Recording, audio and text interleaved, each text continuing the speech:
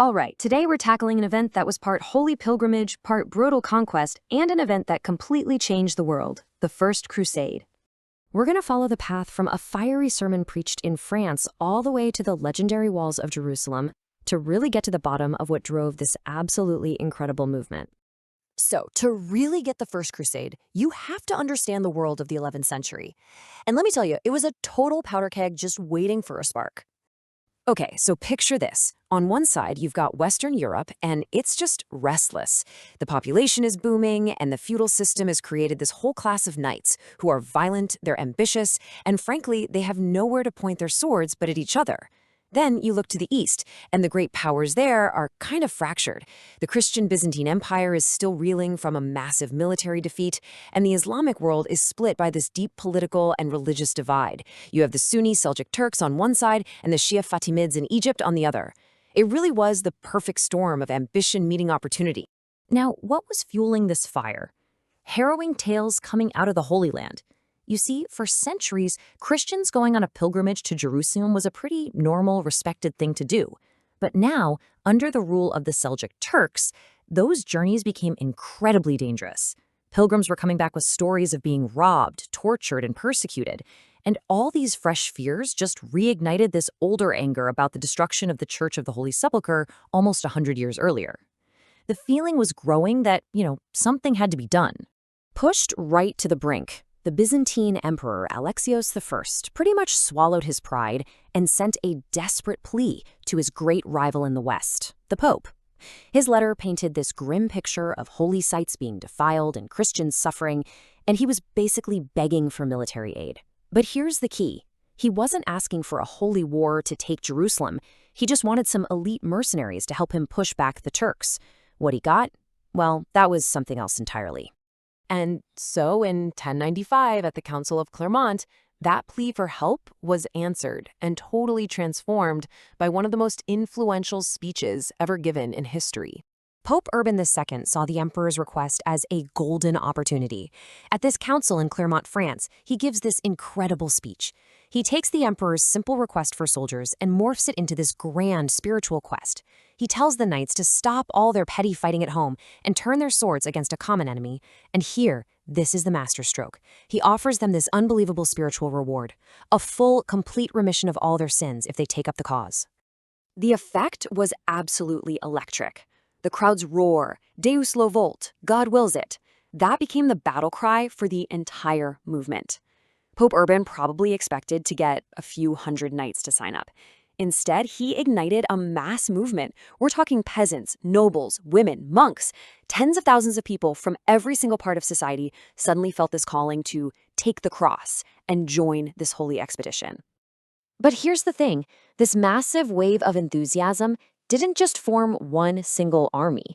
Instead, it split into two very distinct and very different currents. First, you had the so-called People's Crusade. Months before the official army was even ready, this charismatic preacher, Peter the Hermit, leads a disorganized mob east. They were driven by pure faith, but they had no supplies, no discipline, no real military skill. They were, not surprisingly, quickly and brutally wiped out by the Turks. The main event, the Prince's Crusade, came later that year. Now this was the real army Urban had been hoping for. And what's so important to understand is that this Prince's Crusade wasn't one unified army. No way. It was a coalition of powerful rival armies. You had Godfrey of Bouillon from the German-French borderlands, the super-wealthy and devout Raymond of Toulouse, and the cunning Norman Bohemond of Taranto, who had actually fought against the Byzantines before. These competing ambitions would be both the engine and the plague of the entire expedition. So after they forged this kind of uneasy alliance in Constantinople, the Crusaders crossed into hostile territory, and their march across Anatolia, it was a brutal trial by fire. The Seljuks used a scorched earth strategy, so the army was tormented by starvation and thirst under this punishing sun. But against all odds, they smashed their opponents in major battles at Nicaea and Dorylaeum. They were proving that this was a force to be reckoned with. Think about the scale of this thing. When they first set out, the total force was massive. If you count the knights, the infantry, and the thousands of non-combatants just following along, it could have been as many as 100,000 people. I mean, this was one of the largest military mobilizations the Western world had ever seen. But now, get this. 3 years later, only a tiny fraction of that massive host was left to stand before the walls of Jerusalem. Disease, starvation, desertion, constant fighting, and especially the horrific 8-month-long siege of the city of Antioch, it had just whittled their numbers down to almost nothing. The survivors were a testament to unimaginable hardship and just ferocious determination. So, in June of 1099, this exhausted, depleted, but incredibly battle-hardened army finally arrived at its ultimate goal. The city was incredibly well fortified, and the Crusaders had no food, no water, and no real siege equipment. Their first assault? A total failure. Just when it seemed like all hope was lost, a stroke of pure luck. Some Genoese sailors show up with timber from their dismantled ships. So the Crusaders get to work building massive siege towers. Fired up with religious passion after a barefoot procession around the city, they launch their final, desperate attack. And after 2 days of bloody, brutal fighting, they break through.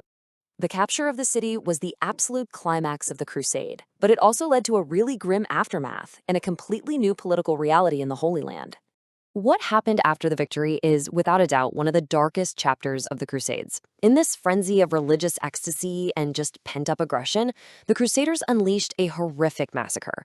And we know this because eyewitness chronicles, written by the Crusaders themselves, describe killing indiscriminately. The city's Muslim and Jewish populations suffered terribly in the slaughter.